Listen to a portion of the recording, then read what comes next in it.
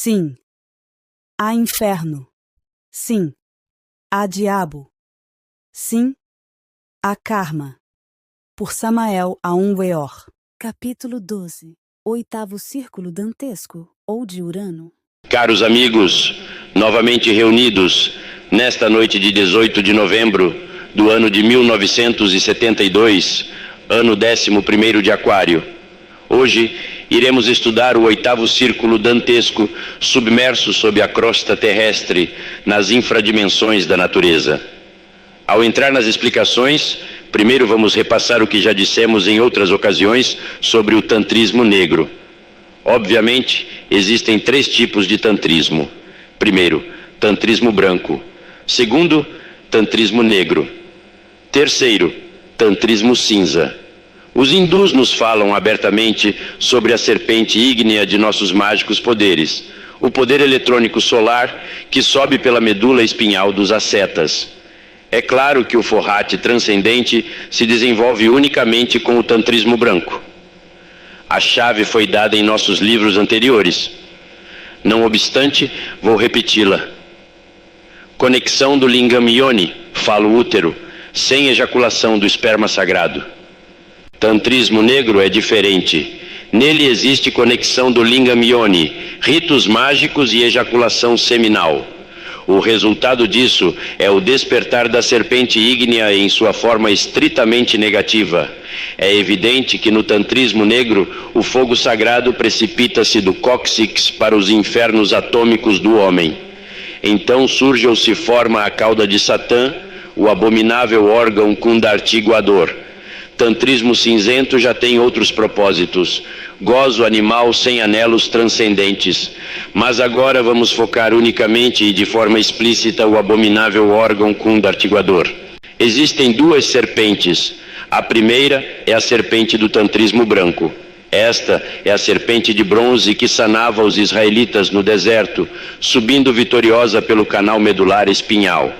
A segunda é a serpente tentadora do Éden, a horrível Piton, que se arrasta no lodo da terra e que Apolo feriu com seus dardos.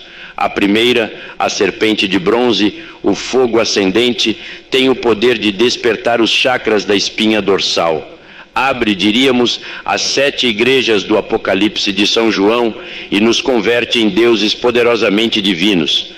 A segunda abre os 7 chakras que estão no baixo ventre, as 7 portas do inferno, como dizem os maometanos.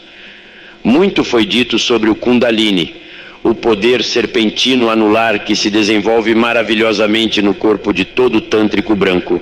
Entretanto, asseveramos solenemente que ninguém pode gozar dos poderes da serpente luminosa sem antes ter sido por ela devorado.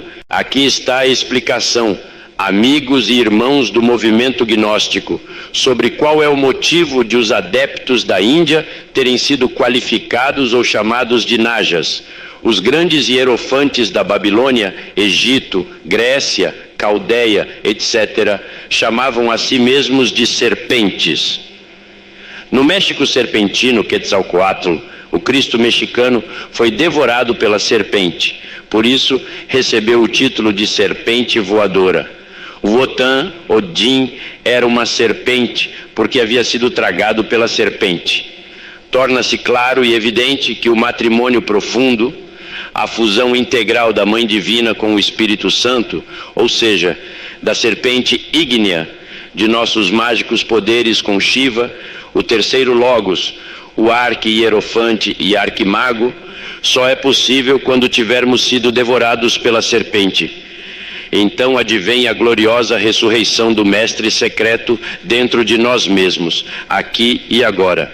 Convido agora todo este auditório que me escuta, bem como todo o movimento gnóstico em geral, para uma reflexão profunda sobre a antítese da serpente luminosa. É inquestionável que a horrível serpente Piton é o oposto negativo e fatal, a sombra, diríamos, ou a radical antítese da serpente de luz. Sem dúvida, no abismo, a verdade se disfarça de trevas. Se nas dimensões superiores da natureza e do cosmo somos devorados pela serpente de bronze que sanava os israelitas no deserto, obviamente no oitavo círculo dantesco, Os condenados são devorados pela horrível serpente tentadora do Éden. Então se convertem em víboras venenosas, espantosamente malignas. Quero que todos compreendam que a serpente, de um jeito ou de outro, sempre irá nos devorar, seja em seu aspecto luminoso, seja no tenebroso, no 8º círculo infernal. É bem clara a cena fatal da horrível serpente tentadora do Éden, devorando os perdidos com o propósito de destruí-los, desintegrá-los e reduzi-los à poeira cósmica, com a finalidade de liberar a essência e restaurar sua pureza original. Só assim a alma se emancipa do doloroso tártaro. É muito interessante saber que a serpente sempre destrói o ego, seja pela via luminosa, à base de trabalhos conscientes e padecimentos voluntários, seja pela via tenebrosa, no 8º círculo das fatalidades. É maravilhoso saber que o ego sempre será dissolvido, custe o que custar, com nossa vontade ou contra nossa vontade. Vitoriosos ou fracassados, a serpente inevitavelmente nos devora. A serpente tentadora do Éden, a horrível Piton, é o aspecto negativo da Mãe Divina. Cumpridos seus desígnios no Averno, volta à sua polarização positiva na luminosa região. Vede, pois, amigos e amigas, de que forma a Mãe Divina ama seu filho. Aqueles que estão perdidos, os tântricos negros, ao desenvolver a serpente das fatalidades, inevitavelmente condenam-se à segunda morte. Bonzos e dugpas de turbante vermelho não poderão jamais fugir da divina Mãe Kundalini. Ela os devorará inevitavelmente, custe o que custar. No 8º círculo infernal moram os falsos alquimistas, os tântricos negros, os falsificadores de metais, aqueles que cristalizaram negativamente o hidrogênio sexual, se-dose nos corpos existenciais superiores do ser, fizeram-no se cristalizar negativamente para se converterem em adeptos da face tenebrosa, os quais, inevitavelmente, virão a ser devorados pela horrível serpente das fatalidades. Quero que todos se deem conta que há 2 tipos de alquimia, 2 tipos de morte do ego e 2 tipos de banquete que são oferecidos à serpente. Podereis escolher o caminho, elegê-lo. O conhecimento está sendo dado aqui. Portanto, todos agora estão diante do dilema filosófico de ser ou não ser. Ai de vós, candidatos à segunda morte! Vossas torturas serão espantosas. Só assim podereis morrer no tenebroso Averno. De que outra forma a essência pode se emancipar? De que maneira a essência poderia ficar livre para reiniciar um novo ciclo evolutivo que começa desde a dura pedra? No 8º círculo infernal encontramos também os falsificadores de moeda, os falsários, os aproveitadores de pessoas, os incestuosos, os semeadores de discórdia, os maus conselheiros, os que prometem e não cumprem, os que fazem escândalos e também os que formam cismas, gente falsa e mentirosa, etc. Esta 8ª região submersa é a antítese, o oposto, o aspecto negativo de Urano. É bem interessante esse planeta do nosso sistema solar. Foi-nos dito que os polos norte e sul de Urano apontam alternadamente para o Sol. Quando o polo negativo desse mundo se orienta para o resplandecente Sol, então a força feminina manda em nosso aflito mundo. Cada ciclo ou período magnético de Urano é de 42 anos. Assim, pois, homens e mulheres alternam seu mando aqui na Terra em ciclos ou períodos de 42 anos cada um. O período completo de Urano é de 84 anos, 42 de tipo masculino e 42 de tipo feminino. Observemos bem os costumes das pessoas, a história, e veremos épocas de intensa atividade masculina, como o período da pirataria, por exemplo, quando todos os mares da terra se encheram de corsários, e há épocas como a presente, ou como aquela em que as Amazonas estabeleceram seus cultos lunares e governaram grande parte da Europa, fazendo estremecer o mundo. A cada ciclo masculino segue um ciclo feminino e vice-versa. Tudo depende da polarização de Urano e do tipo de energia que vem desse planeta à Terra. É bom saber, para o bem da grande causa, que as glândulas sexuais são governadas por Urano. Necessitamos compreender integralmente que os ovários femininos também são controlados por Urano. O planeta Urano, como regente da era de Aquário, traz uma revolução completa ao nosso aflito mundo. Portanto, não estranhem que na submersa região de Urano, sob a crosta da Terra, definem-se os aspectos sexuais dos perdidos. Ali, a serpente tentadora do Éden devora os caídos, iniciando o processo destrutivo em grande escala, até concluir com a segunda morte. Em nosso livro anterior, denominado As Três Montanhas, dissemos que no reino mineral submerso do planeta Urano, o iniciado tem que desintegrar o mau ladrão, Caco ou Gestas, como aparece no Evangelho cristão. Agato ou Dimas, o bom ladrão, é aquele poder íntimo que do fundo de nosso ser rouba o hidrogênio sexual C12 para nossa própria autorrealização íntima. Caco, o mau ladrão, o horrível Gestas, é o poder sinistro, tenebroso, que rouba a energia criadora para o mal. Não é demais informar que o abominável órgão kundartiguador é o resultado do mau uso da energia criadora roubada por Caco. Esse órgão não somente se desenvolve nos alquimistas negros ou tântricos tenebrosos, como também nos decididamente perdidos, ainda que estes não tenham nenhum conhecimento mágico. Passando agora à esfera antitética de Urano, nos fundos abismais do planeta Terra, pela lei dos contrastes, de analogia dos contrários e de simples correspondências, também deve ser destruído o horripilante Caco. Vejam vocês, senhores e senhoras, esses aspectos luminosos e tenebrosos antitéticos, e de que forma se correspondem e de que modo se desenvolvem. A serpente tentadora do Éden é a mesma serpente sagrada, mestre? Meu estimável fráter, muito interessante me parece sua pergunta e me apresso a respondê-la. É claro que no Averno a verdade se disfarça de trevas. Acaba sendo algo insólito saber que a serpente pode se polarizar de forma positiva ou negativa. Isso quer dizer que a serpente tentadora do Éden, ainda que sendo o contraste tenebroso da serpente de luz, sem dúvida é a polaridade negativa da serpente de bronze que sanava os israelitas no deserto. Assombra ainda saber que a radiante serpente se polariza nessa forma fatal. Isso nos convida a compreender que ela o faz pelo bem de seu próprio filho, para destruir no Averno os elementos infra-humanos que levamos dentro e nos liberar das garras espantosas da dor. Assim é o amor da Mãe Divina. Querido mestre, como é evidente que a maior parte dos habitantes deste planeta não pratica nem o tantrismo branco nem o negro, senão o tantrismo cinza, que é a prática sexual com derrame do ens seminis e sem nenhum anelo transcendente, pergunto se toda essa maioria automaticamente ingressa no 8º círculo dantesco, tal qual os que praticam o tantrismo negro? Distinto cavalheiro, sua pergunta é muito inteligente e quero que entenda minha resposta. É bom que o senhor saiba que o tantrismo cinza se transforma em negro, inevitavelmente. Quando alguém desce ao Averno, desperta negativamente. Esse despertar fatal se deve ao desenvolvimento do abominável órgão kundartiguador.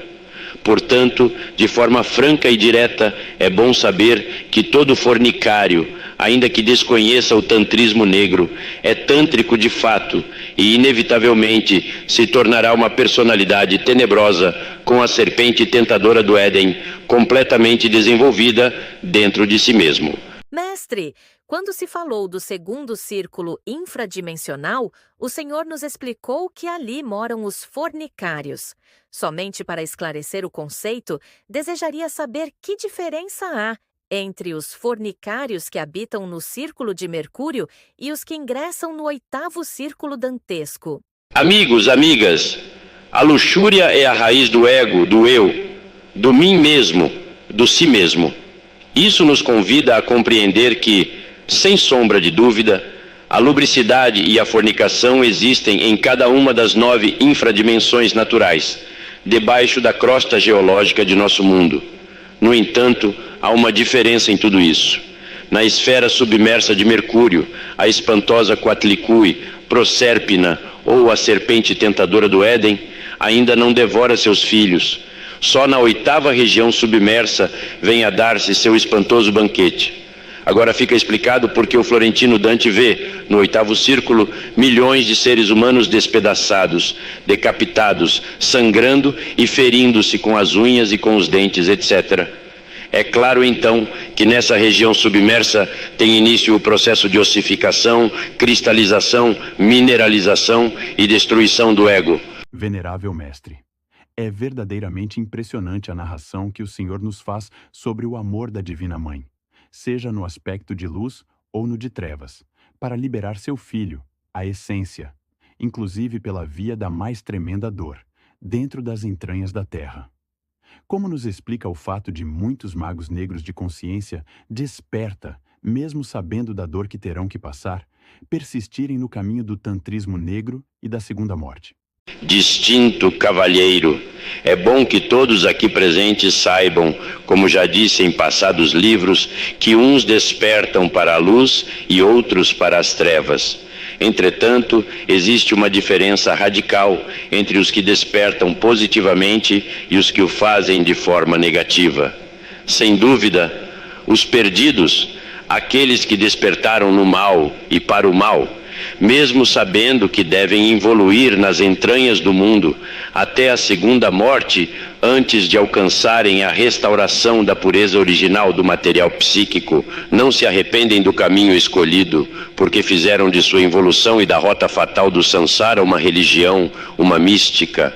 Não é demais informar a este auditório que os adeptos da mão esquerda possuem templos nas regiões submersas, onde rendem culto ao aspecto negativo da serpente. Certamente esses seres infra-humanos jamais desconhecem a sorte que está reservada a eles.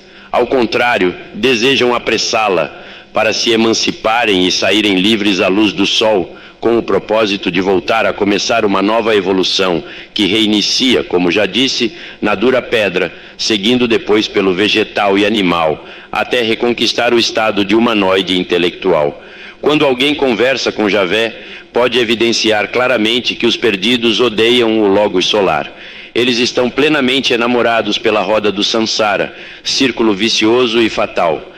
Não compreendo, venerável mestre, como é possível que um habitante dessa infradimensão submersa, do oitavo círculo dantesco, cuja essência é engarrafada no tremendo eu da luxúria, nem superficialmente possa despertar consciência, já que para isso ocorrer, a essência deve estar liberada do ego. Distinto cavalheiro, repito o que já disse antes, uns despertam para a luz e outros para as trevas. Ao chegar a esta parte da conferência desta noite, vamos citar um versículo de Daniel, o profeta. Vejamos a Bíblia.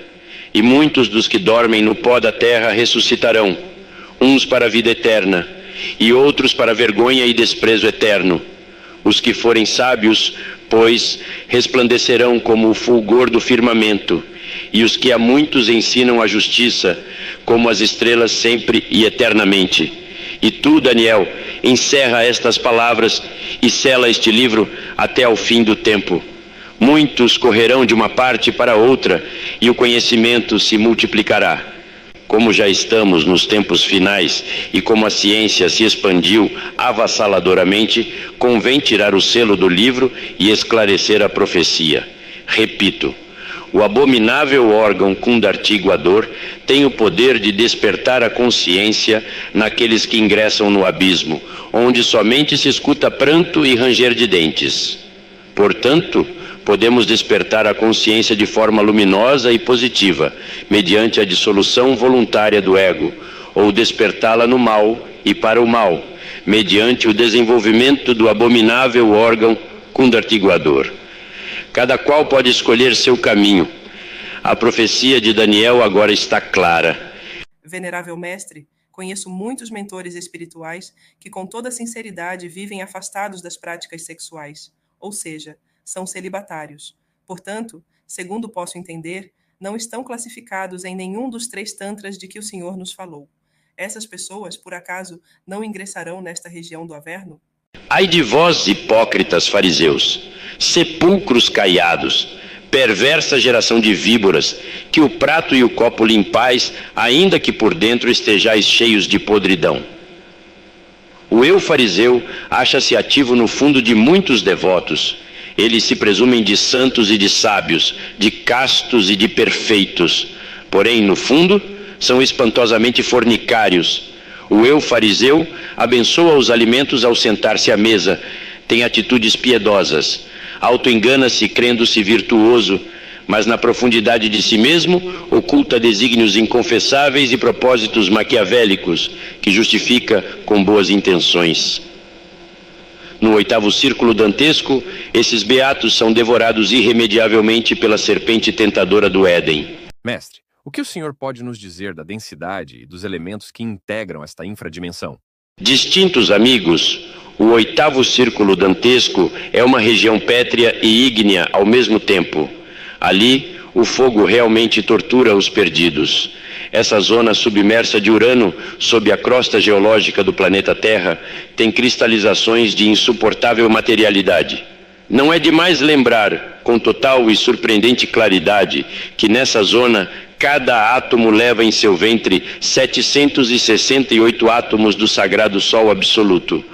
Portanto, cada átomo desses é terrivelmente denso. Por isso, não é de se estranhar que nessa região a materialidade é ainda mais densa que nos 7 círculos anteriores.